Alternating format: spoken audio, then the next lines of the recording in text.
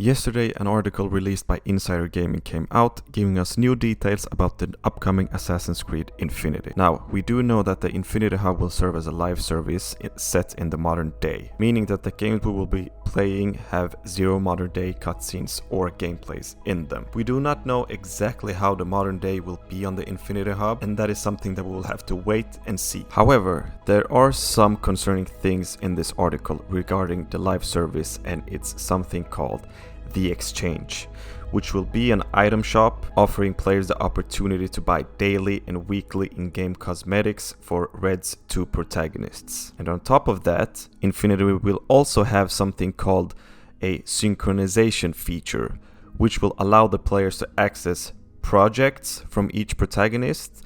And it is explained in the article that these are sort of like mini battle passes with a narrative behind them, offering players the ability to earn cosmetic rewards. These projects will be added throughout Infinity constantly, focusing mainly on DLCs and new game releases, or simply just sustaining the player's interest during lack of new content. We have also learned that the name of the protagonist of Hexe will be Elsa, and this might change in the future. We do not know. From what I am reading, these leaks seems very concerning. I'm pretty sure Ubisoft will call this a quadruple A game, just like they did with Skulls and Bones, while filling the games with tons of microtransactions and other predatory practices. One of the worst things in this article is the synchronization feature, which basically feels like it'll be something like, if you want to know the full story, you need to buy our season passes, because otherwise you will miss out on what happens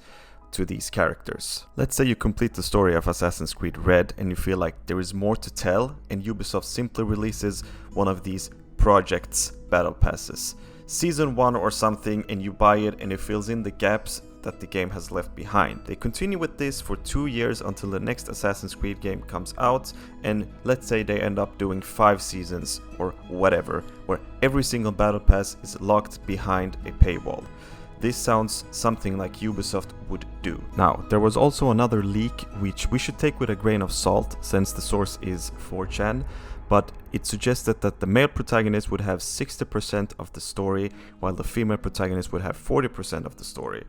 It also suggested that the game would have mythical elements, and that the female protagonist would receive her own DLC, which leads me to wonder if they will have battle passes and DLCs at the same time, making the players pay 70 euros for the base game, 10 to 5 for each battle pass season, Helix points for maybe 5 to 20 euros, and then 40 euros on top of that for DLC expansions. Now sure, I have nothing against DLCs, since a lot of gaming companies make DLCs for games and they add to the experience.